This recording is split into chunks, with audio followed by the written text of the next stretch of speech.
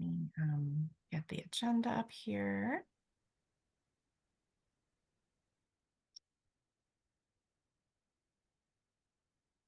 All right. Okay. Well, I call the Board of Elections meeting to order. And if we could take a look at the agenda and get a motion to approve and can start the meeting. So moved. I move to approve the agenda. Seconded. And all in favor? Yeah, okay. Jessica was saying, first of all, welcome, Terry. Thank you Oh, for boy. joining us. Yes. Excited to be here. Before we dig in, can I add real quick? I would like a little bit of a get to know each other thing for Terry. Can we do that real quick? Sure. Just so because we just started what last year this time, and so I have been doing town elections for a while, 8 years, something like that, or more. I don't know. And very interested in increasing the amount of community involvement and ensuring that everyone understands the roles of what everyone does, and so that people know what the mayor does and what we do and what all the different pieces do. So that's my thing. I'm also very interested in helping get a young person on board. Kate, you want to kind of? Sure. I've been working on elections on and off for most of my adult life. I've come back to the Riverdale elections situation in the last 2 or 3, I don't remember. And my Terry is I understand a fellow traveler, and my big thing is communication on paper or in writing. And so I've tried to work on making the materials that we provide to people easy to understand. Yeah.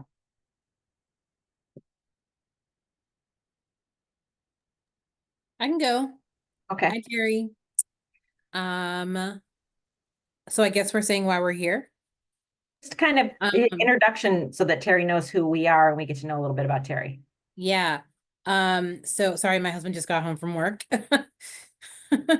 He's just saying hello to me. I'm Jahara. I am a consultant by profession. Why am I here? I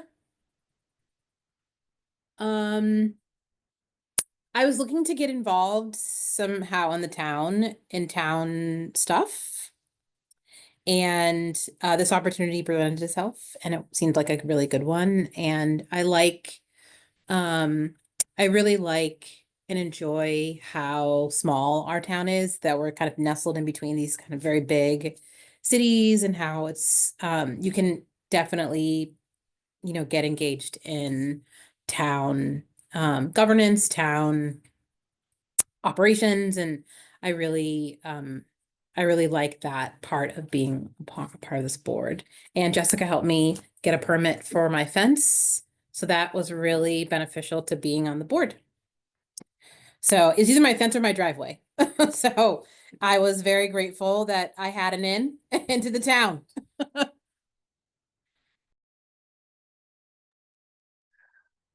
Well, and I saw Heather's know that she's getting dinner and take care of the dogs and stuff. So I can introduce myself then. So Terry, my husband and I have lived in Riverdale for just over 6 years now.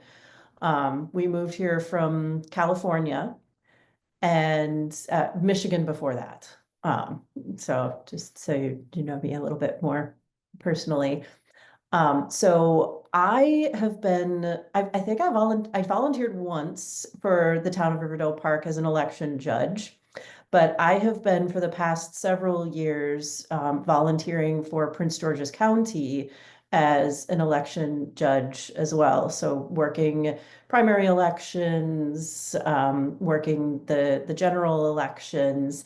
And when Jessica's communication, which does work, came out asking for volunteers for the town board of elections, it was like, well, why not take it just another step further and another step closer to home?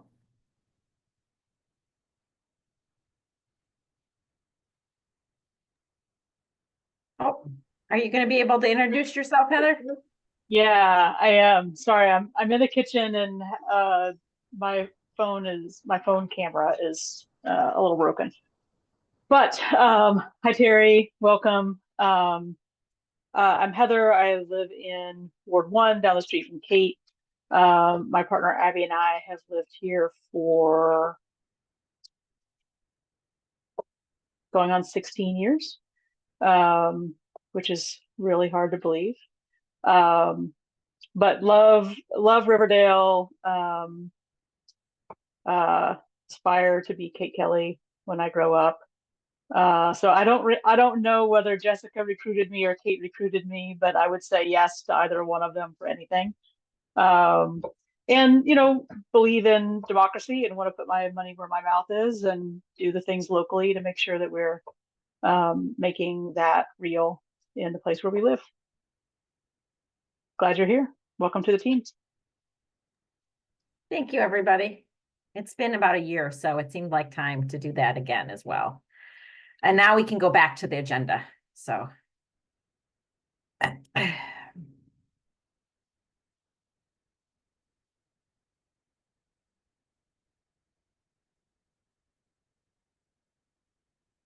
Okay, the minutes are still in progress, so we'll just kind of skip that for the time being, right, Jessica? Or were they ready? We have two sets in the meeting Okay. materials. And they're not very long if everyone wants to just take a look at them and see if anything looks crazy. Okay, If not, maybe we could get those up and out.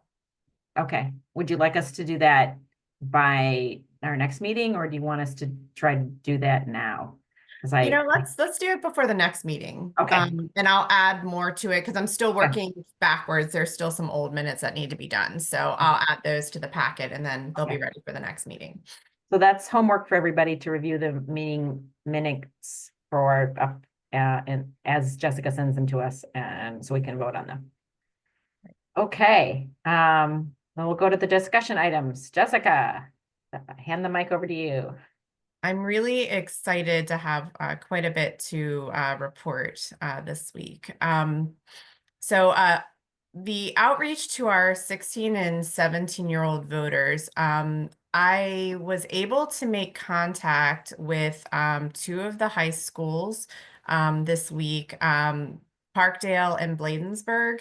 I actually spoke with Miss Henderson today, and she from Parkdale, and she was very excited about the opportunity for the students and the student government to be involved and volunteer as it relates to the town election. She actually said she would send everything out to the entire school, but she would give the student government students first dibs on the Board of Elections stuff. So I had told Miss Henderson that one of us, either maybe Kate or Sarah, if you could reach out to her. She gave us her cell phone. She was super friendly. But we wanted to fill, of course, the vacancy for the 16 or 17-year-old. And I don't think it hurts to just get volunteers to help, hand out things at even the farmer's market, or there's plenty of service hour opportunities. But this to me felt good as an opportunity to build the relationship with students in the community, because we really do want them involved, not just in the election, but town governance altogether. So it was very nice to speak with Miss Henderson. And then I called Bladensburg High School and spoke with their staff.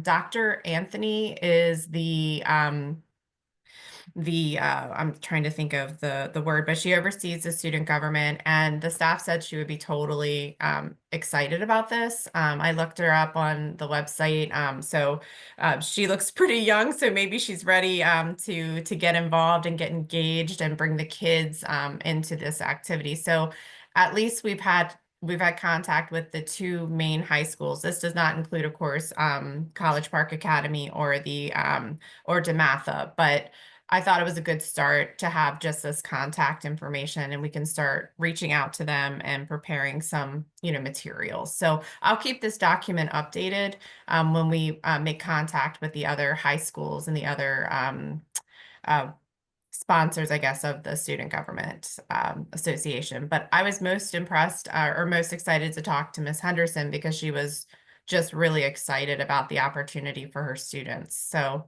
I think this is a positive relationship we could develop with, at least with Parkdale. So that is one thing I wanted to share. And then I did draft a letter to 16 and 17-year-olds that we already have a list from the Board of Elections. And just give me 1 minute here to pull this one up. We already have a list from the Board of Elections, so we can just label this and send it out. And then after tonight, we will have like an election notice that I can include in here. So it's two-pronged. It first would say that we'd love for you to be involved with the Board of Elections, letting them know there's a vacancy, but also encouraging them to vote and participate in the upcoming election. So this is like a direct mailing to our already registered voters, our youth voters that are registered at least with the state.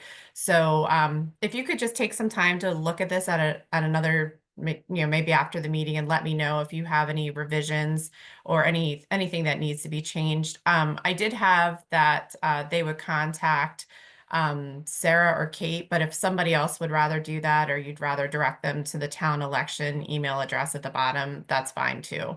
Because I'll be managing that regularly at this point.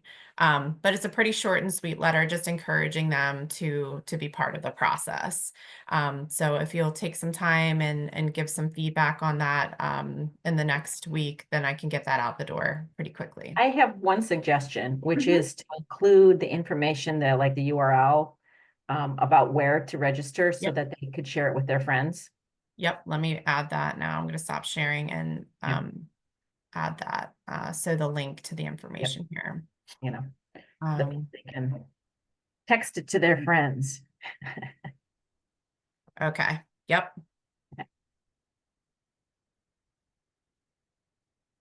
Thank you, Jessica. Certainly. I'm excited about it. And then, yeah, like I said, just let me know some little revisions or things that need to be made to it, and then we'll get it out the door. I'll staff mail that pretty quickly.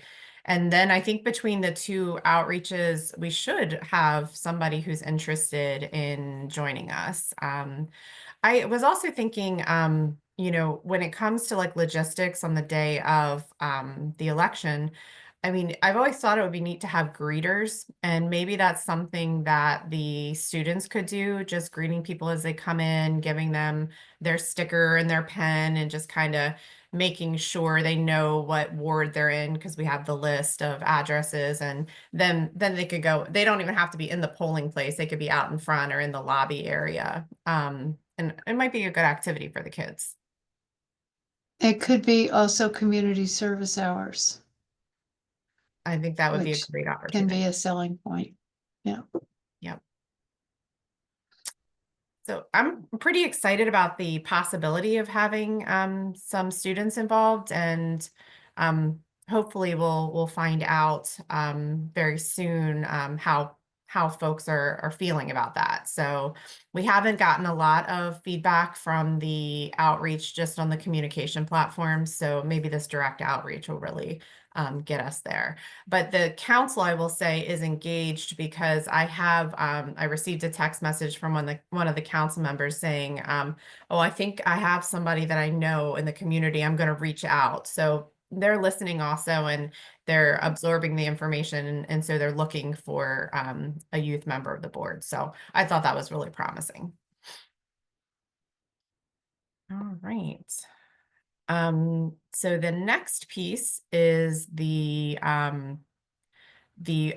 election judges and the Board of Election Appeals. So I reached out to everybody in the last couple of weeks, and I'll give you a quick update on where we are, just another document that we'll just keep updated so everybody knows what we're working with here. I think we're in a pretty good shape, to be honest with you. So far, we have 2 confirmed election judges, and both worked last year. So, and they were great from what I remember. So Andy and Sheila are both coming back. We still need at least 1 full election judge and then 3 alternate election judges. And we have to be careful in the way we explain the alternate piece, because I think there was some confusion last time around. So we'll be focusing on that hopefully when we meet with the council at the end of the month. And then for the Board of Election Appeals, we have 2 members, and then 3 that are still kind of out there that I've already contacted, but we need probably 5 total. So if these 3 come, if they confirm, then we'll only need 2 other ones. We only had 1 person who won't be able to come back this year. So the way this usually works, this will go on a resolution. The mayor and council will adopt a resolution that names all the election judges and the Board of Election Appeals. The only step that we've not implemented yet, and I think we can do it this month, is really updating the council on what the needs of the board and of election day actually are. Do you need more election judges this time around because we're going to have the second ballot drop box location? So thinking about the logistics of the day, and we don't know yet whether it'll be a contested election, and historically that brings out more voters. So we'll just want to be kind of playing that by ear. And I would recommend that at the end of the month, and I think we talked about this before, that we talk to the council as far as giving them an update on what work's been done and where we are. And this would be part of it. We've done this recruitment, and this is kind of what we need their assistance with. And sometimes they can be helpful. They do know people in the community who have served maybe many years ago that we don't know or don't recall having participated. So we'll give them an update at the end of the month, but I'm trying to keep this list updated. And we'll share it at each board or board meeting so that you know kind of where we are. So that is the updates that I have for the vacancies and the election judges. Does anyone have do you have any volunteers that you've talked to, or anyone who's confirmed that they're interested or anything like that? There was the one guy last year who wanted to do it, but he couldn't do it because he couldn't bring his computer or whatever. And he said he really wanted to do it again. And for us to contact him, I don't remember Chris or Mike or. Yeah, so I know Chris Fike was one of our alternates, maybe, that wasn't able to. I'll have to look and see. Yeah. So the gentleman who came to the training but didn't. This was somebody, yeah, he was going to be an election judge, and he hadn't realized that he couldn't use his computer on that day, and so he couldn't be one. Do you remember that, Kate? Yeah. Let me look real quick to see if I can find his name from last year. I think his name was Andrew. Andrew, yeah. Okay. I'm not sure. I remember him saying he definitely wanted to do it, but he just needed some advance notice so he could be Right. prepared. Right. Okay. All right. So Yeah, because that can be a real difficulty for people that you can't work Yeah. that day. Your work that day is the election. It's not Yeah. anything else. And it's hard. Terry's nodding because Yeah. she knows the truth about this stuff. It's difficult for people in the way people work now. It's really hard. So I do have his name, and I'll reach out to him Okay. today to just or tomorrow rather, and Yeah, see great. if he's interested. Thank you. Thanks. That's great. That was good feedback. I didn't remember that, so that's really, really good. Okay, We need some male energy. we do. We do. We need some balance. Sarah, Sarah, you're not supposed to say that. No, we just- in we just in need our group, balance not, and not in representation. not in the atmosphere of the world, but in our little group. That's right. Yeah. So we have just some updates on the town election, generally. We do have the candidate packet material, in the Dropbox folder. Kate had made some changes and some, just some edits to the documents. So I'll go one by one, and if we could just take a look at them and see if anything, stands out. I think I did all of them in Word so we can make changes if needed. So the first page that we have to look at, and this includes Kate's changes and some additional tweaks. So we have Grammarly. So if there was something that looked like it needed like a comma or something like that, I went ahead and added that. Okay. But this was just simply the cover page. And candidate packets must be received by the Board of Elections no later than 5 p.m. Thursday, February 27th. Packets can be mailed, placed in the ballot drop box, or delivered in person by appointment. And that's the town hall location. Appointments have to be made 24 hours in advance, and that's mostly to get you the board there and kind Right. of coordinate with your schedules. So that is the town election email address, and this is my cell phone number, my work cell phone number, so we get the call directly. And these are the items that are required to be part of the packet. So the request to be placed on the ballot, we'll see that one next. The petition with at least the required number of signatures will include a ward boundary map to support that. And then it also talks about where they can get voter lists. So we're not in the business of giving out the county voter list. The candidates need to go directly to the county to get those lists. And that way they sign off on I guess disclosure that we had just talked about before, that they do not utilize the voter list for anything other than campaign purposes. Heather, you had your hand raised. Yeah, so I have a question about do the I don't remember what it says in the charter. Do the signatures have to be municipal registered voters or county registered voters? If we're pointing them to the county list, it implies that only county registered voters are eligible to sign the petition. But Yeah. I'm wondering if people are on the supplemental list for the town, can they sign the Oh, petition? yeah. Right. They're a You registered can- voter. But they wouldn't show up on the county list. No, and so I didn't want to raise it to any sort of higher level, but they can request the list. Anybody can request the list. It's a public document. Right. You can add that there if you'd like. I'm just hesitant to put too many things out there about requesting a list of the supplemental People who are voters. registered only in the town. Yeah. Yeah, I mean, I I'm agree nervous about that too. for all of the Yeah. reasons. I Yeah. also don't want to make that Yeah, too available. Um, Do you want to wait Okay. and see if it becomes any sort of an issue? Because our voter or supplemental voter registry is very small. Anyways, it's maybe 75 voters, maybe.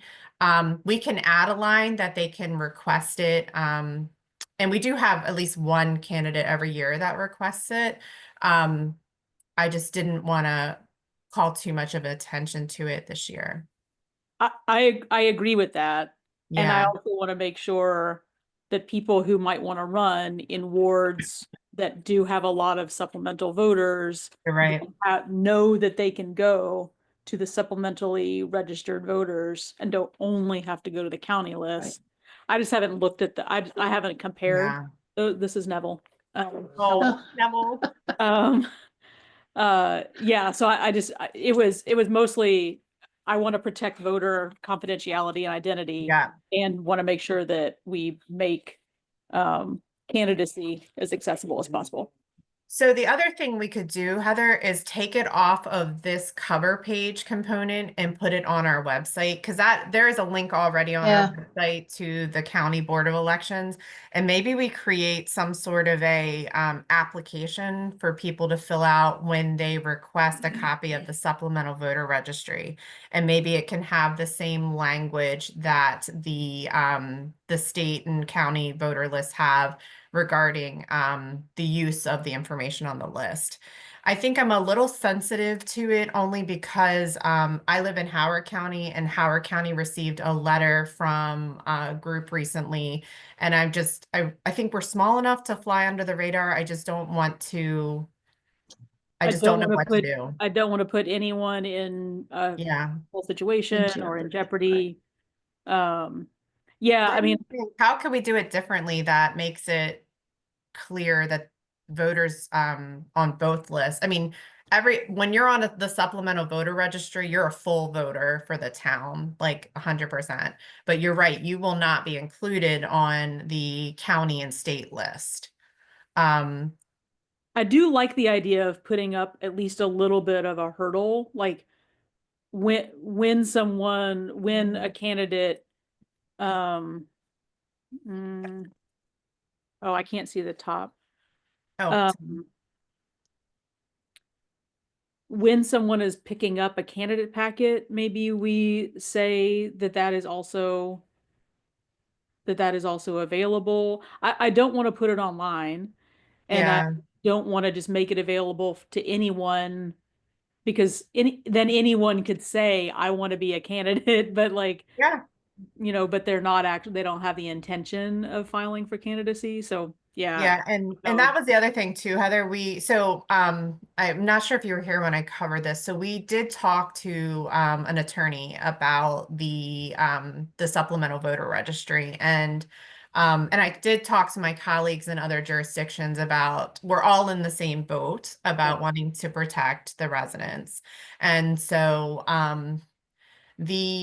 the problem with the language that the state has, it just says that you can't use the voter list for like commercial purposes, right? So like if you're selling something, that's not what we're worried about. It's using it for something else. And so the protection is not there in the way that I think we would all want it to be. So I think we could say, I guess we could do one of two things. At the very beginning of my time with the town used to get the voter registration list and provide it to candidates if they requested it. We stopped doing that because, the county is responsible for updating that list, and we don't want to get into a situation where we have an old list or a list that's like, a few days old or something like that. Well, one thing we could do is change the language in petitions, signatures, it just says of registered voters. We could change it to signatures of voters registered in Riverdale Park. Oh yeah, let's do that. Yeah, Right, and then that's where my that head kind goes of, too. it makes it, and then you could put something in there that says, for questions regarding who's eligible to vote in Riverdale Park, please contact the town election at this email. And then at that point, you can, if somebody's curious, then they contact you, and then you can make them sign. You could even make that just eligible voters. Signatures of eligible voters. But it's not. I think that doesn't. No, That's maybe what that's not Heather clear was enough. pointing Okay. out that Okay. that the implication when we have go to Prince George's County is that they have to be registered in Prince Yeah. George's County. Yeah. Yep. Yeah, Right. I think it does need to be registered voters registered in Riverdale Park. I like that. Or how about this? People who are eligible to vote in Riverdale Park for the office. Well, we aren't, Vote for the office. it's But not, it's not they- eligibility. it's Oh, not right, yep. eligibility, they need to be Okay. registered. Yeah. You need to be, okay, Yeah. yeah, sorry, I I withdraw. like the language here, and I like actually maybe removing the county link and when someone requests the candidate packet, then we give them the link. Like Jessica, you How send about them the link for and you say, information about voter registration list? Yeah. List.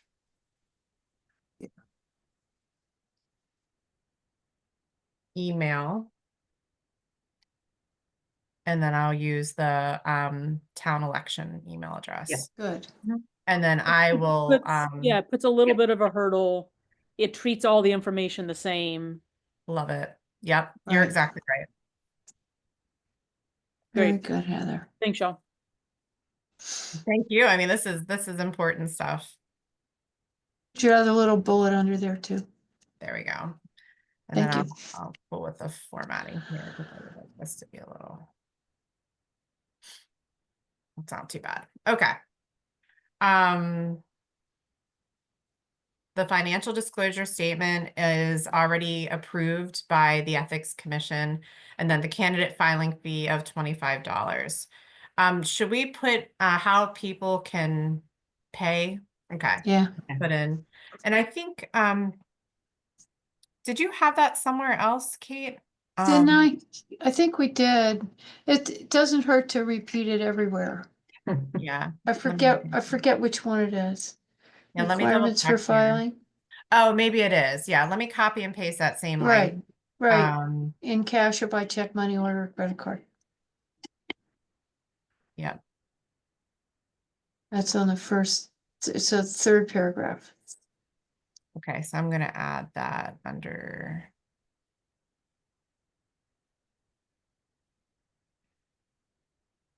Okay.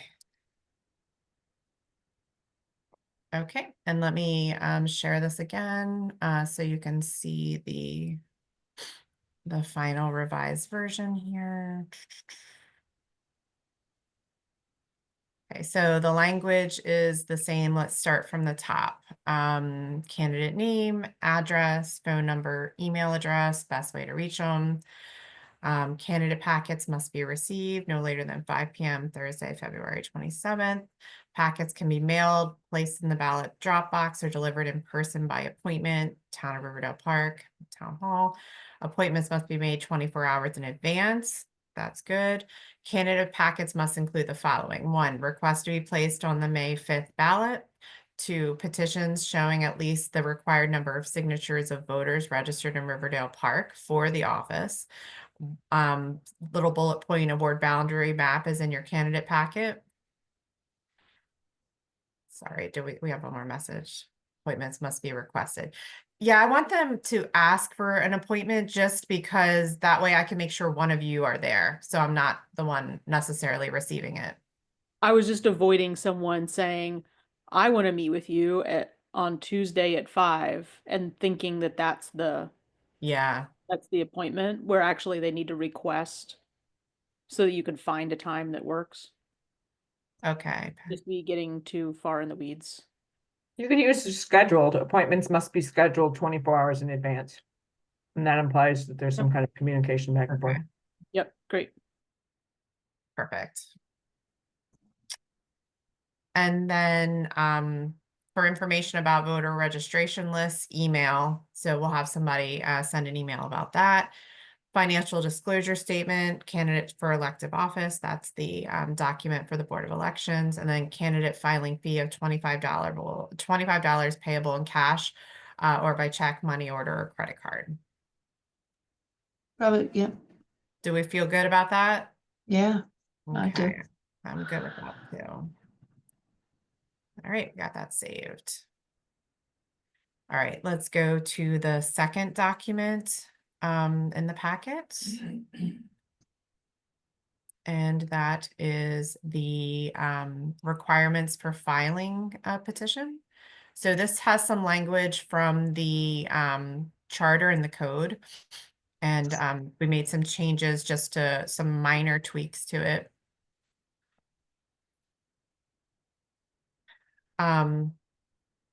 So the language here is the Thursday, the latest Thursday preceding or on the 65th day preceding the election. That's the, or preceding early voting. That's the revised language. And And I think the other change we had was she, he, and change that to they. Of course, that needs to be done throughout the entire charter and code. And then the qualifications are from out of the charter and code. Does anyone have any concerns? Nope. Okay, let's save that. So that was that. Terry, are we going too fast or is this okay? Nope, I'm fine. Okay, great. The next one's a pretty short document. And this is the request to be added to the ballot. The only question I had is, Kate, you added the date down here and we have the date at the top. Do you want it in both places? I'm looking, I was, No, you don't need it in both places. Fire Are you your okay with copy it being editor. at the top or would you like it at the bottom? No, I think it's better at the top. I Yeah. wasn't paying attention when I did that, clearly. Nope, that's What a okay. I just maroon. want to be sure. Thank you. Mhm. No, No that's problem. good. Thank you.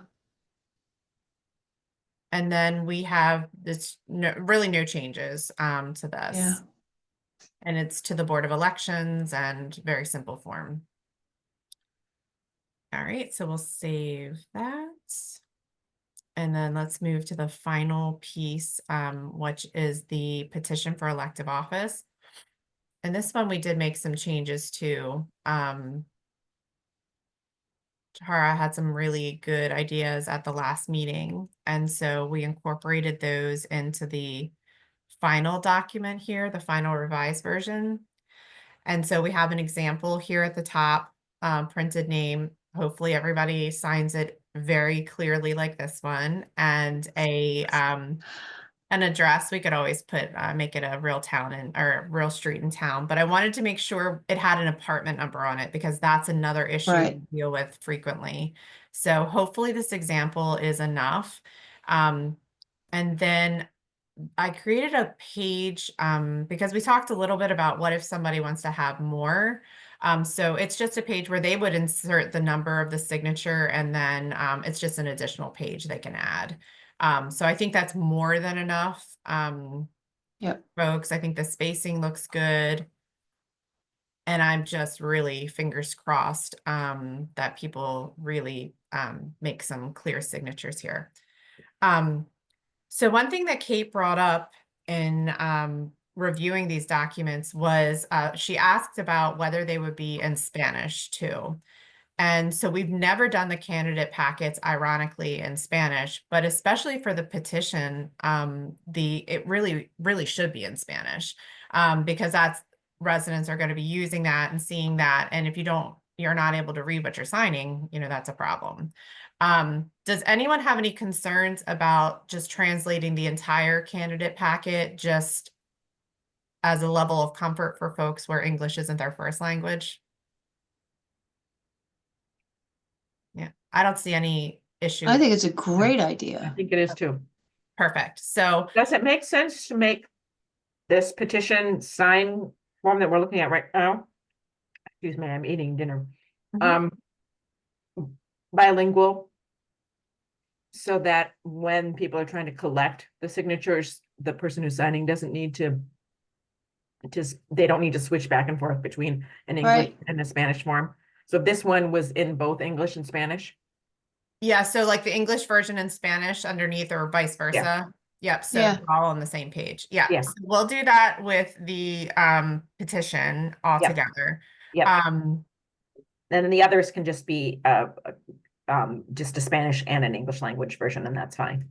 Okay, so I'm gonna have Christian in our office, he's a native Spanish speaker, do the translation. He did the translation for the other documents. So once those are done, I'll have him work on those tomorrow.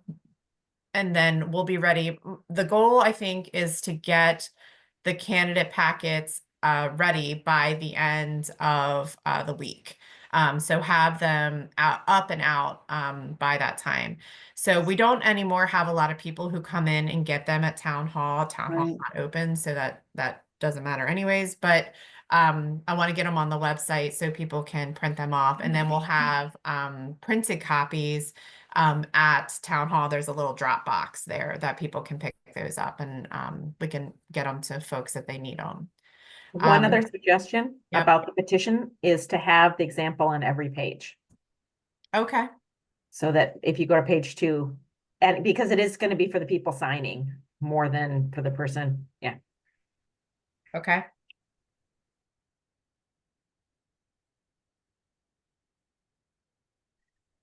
So if we can do this, I'm going to go ahead and get the documents translated. And then I will send out another email with the final documents there.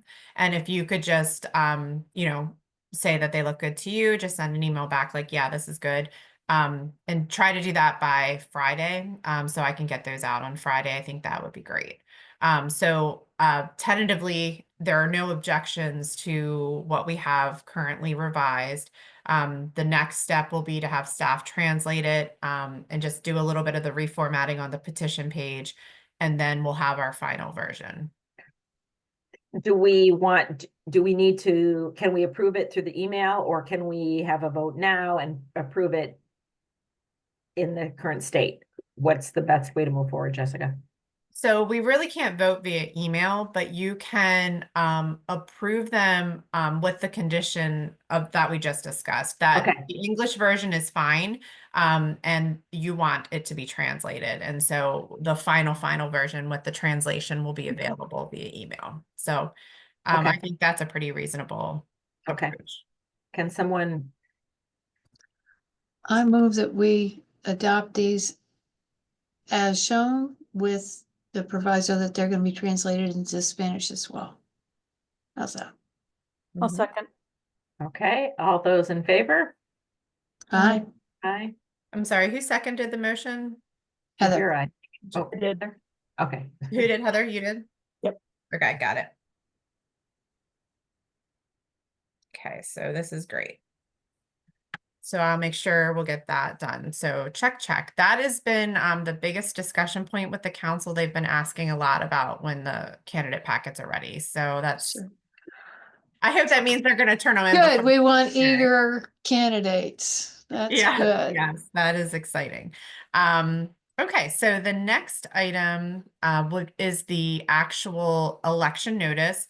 This has a very minor revision that actually Sarah brought up when we were looking at it this last time. It wasn't very clear that same-day voter registration is available also on the early voting time. So this change just is at the very bottom, and it will also have to be translated into Spanish. Same-day voter registration will be available during early voting on Sunday, May 4th, and on Election Day, Monday, May 5th, 2025. Does that provide clarity? Okay. Perfect. And so this notice is very different than it was last year or 2 years ago, because it does highlight the early voting, and it also talks about the mail-in ballot component. So that was there, but it's just kind of cleaned up a little bit. Can I say something real ticky-tack? Yeah, of course. May 4th is the only number here that has everything else is just the number. Thank you. I'll change that right now. And Jessica, I don't know about others, Mhm. but I continue to have a pretty hard time finding anything on the town website. Okay. Possible to, I don't want to put like a real long URL on here, but is it possible to put voter information on the homepage, or like Oh, yeah. make it more visible on the homepage so that folks aren't sort of wading through other subpages? Absolutely. So it'll be a news item that will connect to like the page within the document. So, or within the website itself. So the election notice is going to be like the landing page with all the information about the election. I know it's wordy, but it's got everything there. This will also be the cover of the February town crier, and obviously in English and in Spanish. So this is kind of the kickoff point for all of that communication to pull the town election stuff forward and kind of put everything off to the side they love it when I say that during budget season, because that's the most important thing to me, but everybody else is focused on the budget. So we'll have to battle a little bit. But yes, I get your point, and we'll make sure it's on the homepage so people can get to it quick, easily. Terry, anything else that your eagle eye saw that we need to change? I'm thrilled. I love it. Nope. Nothing. Okay. Great. I would be upset with myself if I missed something like that. And then I see it like big in big print. Okay. So let's just move right along. The next two items are pretty simple. So there's really no change to the Electech quote. I just added it to the meeting materials. We still need to just adjust the early voting time, but I think we'll do that when we know whether or not we need to change the quantities of the actual ballot count. So if this becomes a contested election in any way, that'll push all the ballot counts up, and we always want to have way more than we need. So we'll make those adjustments because it's so early by the very beginning of March. So I think we're good to go with the timing on that. The next item is probably one of the most important pieces, and it should be received any day now. The Prince George's County Board of Elections, their municipal survey and the street files report. So we learned a very valuable lesson last time around with check and double checking these updates, because there's a ton of municipalities having elections at the same time. And so that street file report is what determines where the voter goes with regard to ward numbers. So that's the most important thing. So when we had last time around, we had the redistricting. So there were a lot of changes. There should not be hardly any changes this year. We just need to compare the whatever report we get from the county with what our final report was last year. So that's why I shared the entire folder. And you all can take a look at that again. The entire folder is in the meeting materials from 2023. And I'll show you exactly what the important document is to look at. And that will be our final revised street file report. And so I'm going to send this, just share it right now so everyone knows what we're looking at. And Terry, we can talk a little bit about, oh, I'm sorry, goodness. I'm not the best with the sharing of the documents, to be honest with you. Okay, I'm not as quick as my colleagues. So let me see if I can like rotate this so we can see it. Yeah, makes it a lot easier. So this is the list of all the streets in town. If you look to the second column over is like the block number. So the span, the number of the house numbers, basically. The type is odd, even, or all. So if the entire block is within that ward, it'll be an A. If it's only the even side, it'll be an E. If it's only the odd side, it'll be an O.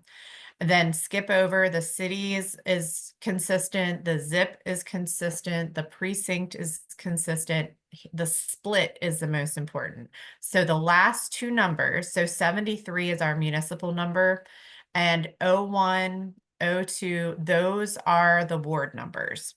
And so those are probably the most important part. I think we all did this last time with a ruler and comparing it to the listing, the file that has all the addresses in it, and trying to figure things out.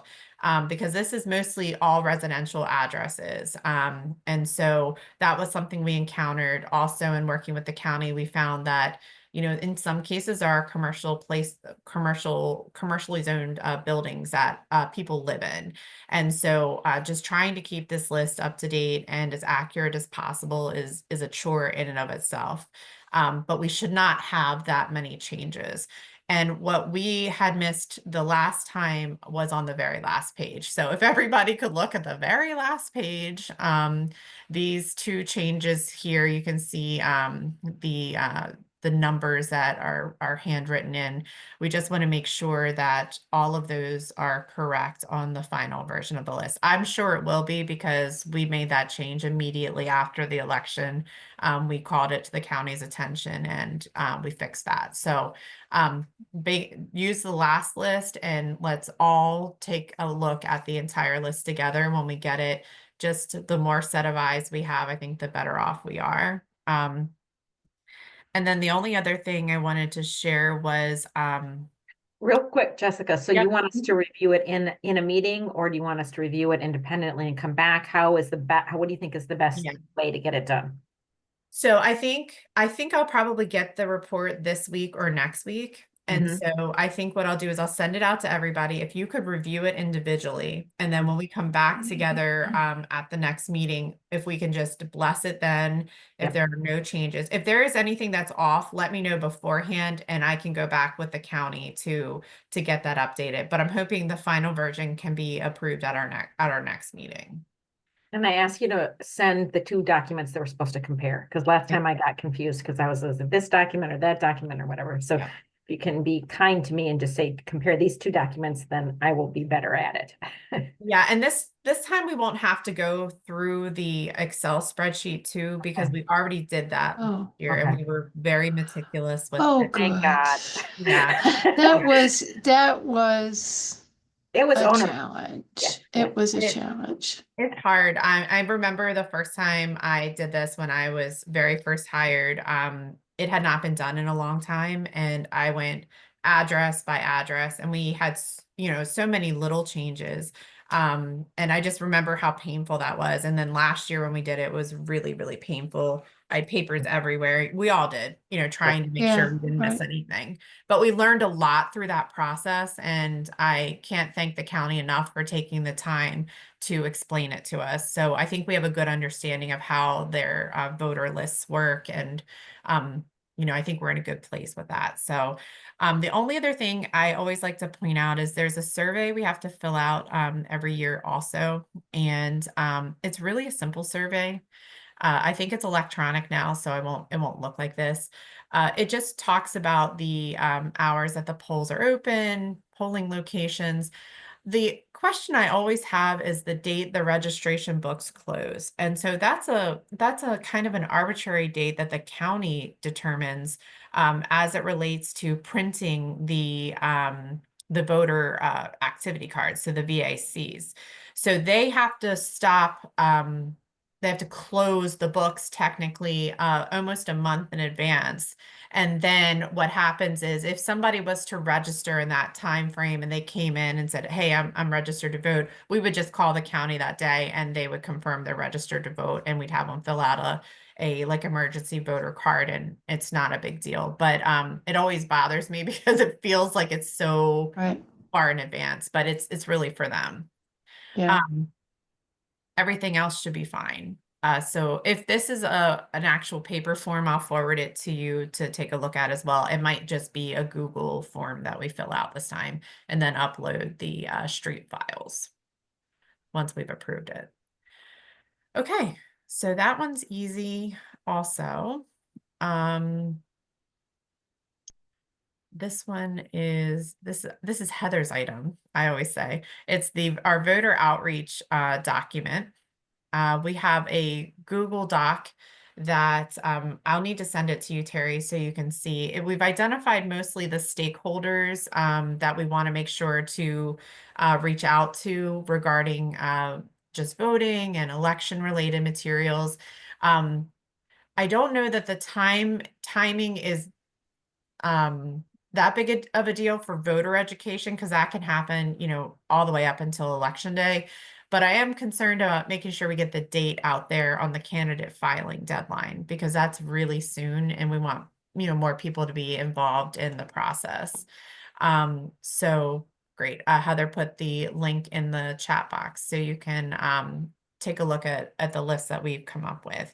Honestly, I don't have the materials that we talked about the last time, the door hangers. I still want to do that with all of the main dates in English and in Spanish so we can deliver them individually to the multifamily buildings. The election notices, the language that you just approved becomes the posters for the election. So those things can be created now, and we'll be working on those so that we can distribute those to businesses and throughout town. So it's almost like a switch that gets flipped as soon as the council adopts the ordinance for the election, setting all the dates, times, and locations. And once we get the candidate packet out, all bets are off. We need to get the information out there. So I'm concerned about the candidate filing deadline. We want to get it out as much as possible. Word of mouth. We'll use all of our communication platforms. We do know they work, but sometimes people aren't paying attention. So this year is a tighter squeeze than we would have in 2025. In 2027, it'll be more time because the actual timeline will have been adjusted and everyone will be more familiar with that. So I have some work to do with that. And I think we can probably focus a little bit more on that at our next meeting once we get over the hurdle of these important reports to the county, the candidate packets, and all of that good stuff. So we had some council discussion about signs in the public right of way. And we discussed what the county code requires and what the law is related to signs in the public right of way. So candidate signs, the argument was made that they had to put the candidate signs in the public right of way because nobody knew about the town election. And so this year I was thinking that we would, as a town, create yard signs that can go in the public right away because they're informational and they're related to a town event. And we could just create yard signs at various times in the election, because once you put them out, people will take them or steal them or destroy them. So we have to do it in a strategic way. But I thought just very basic ones, that town election, and then the date for early voting and the date for, regular voting, in English and in Spanish, and just start putting them in different areas. Does anyone have any concerns with that approach at all? I really like that as an answer. I think it's Concern. brilliant. Yeah. So we'll just start doing that now as Okay. far as designing them. And when we come back, staff will have some options for you to look at. I like the less activity and just more bold letters so people can see it when they're driving. So we will work on that and get that taken care of in the coming days, and we'll have that to look at the next meeting. So that is one thing. And then we did talk about, we still have to launch the I Voted sticker contest, which is one of our ways to get the word out to the elementary school. That we're getting the adults through the kids. And so we need to work on putting that together. But staff have not had the opportunity to create like a one-pager for that. We'll need some help with the outreach to the elementary school. I can do some of that, but we'll probably need some help from the board members. And then the QR code is another piece that we need to get together. And so we'll have all that done. That'll all happen very quickly after the candidate packets are done.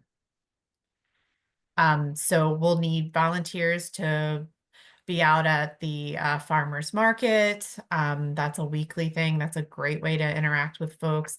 I'd like to reach out to the elementary school to coordinate with their PTO.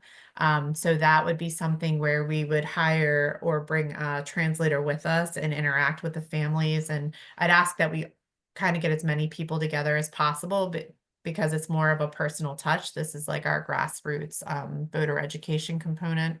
And we could also do voter registration at any of these places. So just informing people, getting them, getting a feel for whether people are going to be interested in the supplemental voter registry this year. I don't know that this is going to be the year for us, but just getting people, making people feel comfortable and getting them interested in town governance and the election. And all that's just personal touch. communication with residents. So I don't have any other activities right now. I will share with you that we're doing a Valentine's Day event at Crescent Cities. And so we have used that as our in for the election too. So we have already started talking to the staff there. They've been super receptive about the Valentine's Day party. So they also talked a little bit about the election piece of it, and there were no hurdles for us to get over. We want to encourage the candidates to also visit there. That's just something we haven't been able to accomplish per se. We can't require them to do the right thing and go to Crescent Cities and meet with those folks, but we can certainly do some early outreach before the voting happens. So maybe we can, once we have the slate of candidates, we can share that directly with Crescent Cities by either having a poster put up or handing it out in whatever way they allow. And that way they at least have a frame of reference for, when we're there in May. Depending on how things go and timelines and things like that, maybe we can organize a voter education thing at Crescent City and invite the candidates to attend so that they could speak to people, and then they can come or not come. And, we can talk about voting and in general. Yeah, I think we could definitely talk about that. With everything being so early, it really does give us some breathing room to figure out what we want to do. But we have to find a way to get the candidates to get out there and meet the residents in Crescent Cities. Because I think shame is a very powerful tool. It's not below us. No. But hopefully we can move in that right direction. I was thrilled that we're doing the Valentine's Day party, and I was really pleased that they were so receptive to the discussion about the election. So we do have some really great things happening there. At some point, and I have anxiety even talking about this, but town hall is not completed yet. But at some point, there will be a ribbon cutting and a reception, and that may be another option or opportunity for us to just be present, talking to people and getting them engaged about the election. So just a couple of those things. I am honestly getting a little nervous about the building component. We did hit a snag just with we're trying to get a temporary use and occupancy now. But I just don't even want to discuss it anymore. It's just I don't really care what happens, but we have to have a place for us to go on February the 27th.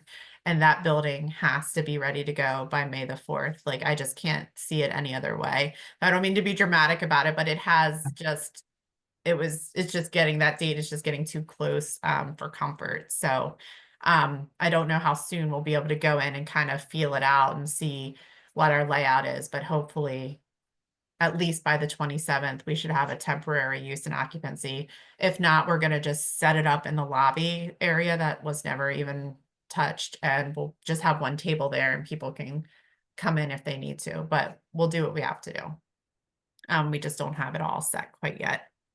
I did want to mention just two other things quickly about the preparations. I've already reached out to Manel at University of Maryland for a translator for both days. So we'll have somebody there for early voting, and we'll have someone there for the entire election day. I still would like to, and this is totally a board decision, I would like to consider getting the cleaners to come back again, but maybe not be there the whole time.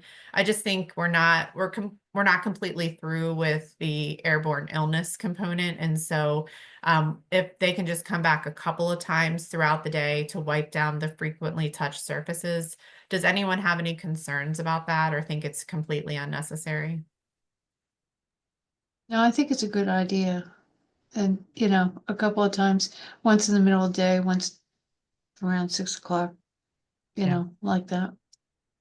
Yeah, I think it would be worthwhile. They don't have to be there the whole time, but just to wipe things No, down. because it's absolutely miserable for them to have to be there. So bored. Yeah, Long right. day. It's a long day. It is. And then I felt like I had one other thing I wanted to mention. I do have some supplies that need to be ordered, and I'll order those this week. The items that we talked about, I think we're calling them evidence bags, but there's probably a more appropriate name, the secured bags. And then the locking rolling cart for us to secure all the board supplies in. We will have areas like we have multi-purpose rooms that will be lockable, so that's one component. I think our biggest issue was like the kind of the way that the ballots were packaged last year from the vendor. So we'll address that with the vendor, but we'll also have a backup of the items that we talked about, where you just like the peel and stick bags. The other piece, I do need to order still the one additional ballot box. Were we comfortable with just trying to have one additional location east of the river? Okay, so that's something I think we need to talk to the council about too on the 27th, I think it is, just letting them know, like, we've evaluated our options with regard to location, and the logistics is what we're a bit concerned about. I know they want us to like jump out there very far, like they want us to have a week long early voting. I just think we can get there. Just not, I want to do it a little bit at a time because it's a lot of change. Are you comfortable with that? I know I'd love to do it all, but I think it's unnecessary. A week long is unnecessary. I mean, if we're talking about a national election, sure, it isn't, based on our conversations with other jurisdictions, they said early voting doesn't necessarily impact the number of voters. It just impacts the ease of the voters who are engaged. So Right. I'm not sure that having, I think 2 days is good. Yeah. Yeah, Yeah. for starters, when we have 3 people running for each office, we can talk Yeah. again. Exactly. When there's competitive elections, then it's different. I want to definitely get some signage for the day of elections Mhm. that are just big numbers, 1, 2, 3. So you walk in the door and you go, where should I go? And you see the number 1 and you go there. And it just seems like really basic, non-language specific and very easy for people to manage. And so many people walk in, they're like, where am I supposed to go? College Park had a great thing. They had someone made a stick figure cartoons so that you could see you were here and then you were there and then you were there. And Nice. I was impressed by it. I don't know if it worked, but I thought it was really good. Okay, and we can also look at during COVID, there was a lot of putting spots on the floor, like directions All on the right, floor. yeah. So we Yeah. can think about that too. Yep. Right. Yeah, signage is a big thing that we have not delved into too much, right? Like we have pretty standard signage. So hopefully we'll have time to focus on that and really focus on the flow of the space, because the space is a little different now with the renovations. So I do think we need to spend some time, probably around March or April, probably March, taking a look at the space and talking about signage and talking about anything additional we'd like to have. So, so I think that's everything with like just the updates. There's a lot of little things happening. I feel like we've just, like I said, flipped a switch and now it's like full election mode. We have a lot of things coming up in February. So our next meeting is scheduled for February the 19th, at 6:30. Then at the end of the month, February the 27th, is the review of the candidate packets. In between there, on February 22nd, we do have a community conversation. And so that's just really talking about, that's the board talking about elections, hearing if there's any questions in the community. If candidates have questions, it's about a week before, and a little less than a week before they turn their packets in. So it's a virtual meeting just to answer those questions. I could put together a couple PowerPoint slides that just have the dates on them, and we can kind of go back and forth or talk about them really on the 19th and see if you have any Right. changes, and then we can share those and open the floor up on the 22nd to whatever questions or comments there might be.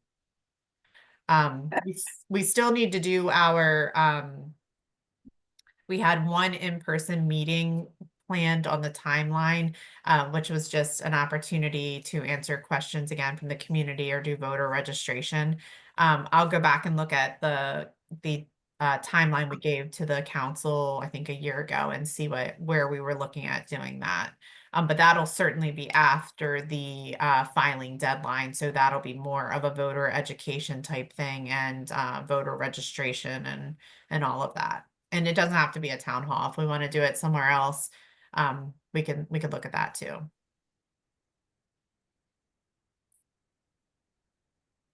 So that's really everything I had for tonight. Anybody who wants to, is more than welcome to attend, to be online on the 22nd. It was be there. not a very it was about as well attended as this meeting is. Yeah. But it's the thought that counts in this particular instance, so we want to be there. So people are welcome to come for the whole thing, part of it, whatever. I'll be there. Kate will be there. If you want to Yeah. pop in, that's fine. The 27th, everybody needs to be there. So that's a required time, because we need to vote on and make and approve all everybody's stuff. It's a process. Yeah. And maybe we could talk about that on the 19th, just about what that looks like and, how we go through that. I think it was a great process 2 years ago. We were also in person then, just like socially distanced. Yeah. But it went well and went pretty smoothly. I did want to mention, so there's one, I don't even know if this is really a hiccup per se, but I did send an email out to the board, the Ethics Commission, to let them know that, hey, it's going to be February 27th instead of March the 1st. It's a really minor time change. And the concern that exists, and I think it's valid, is that we will get a lot or more candidate packets on the very last day and probably closer to 5 o'clock than we have in the past. And so for the Ethics Commission, because the town attorney reviews them first, that's going to create a lot of work in a very short period of time. So traditionally, they have met at like 8 o'clock on the 27th.